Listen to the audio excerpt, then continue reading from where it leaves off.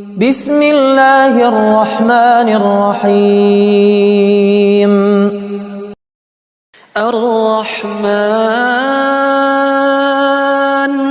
علم القرآن خلق الإنسان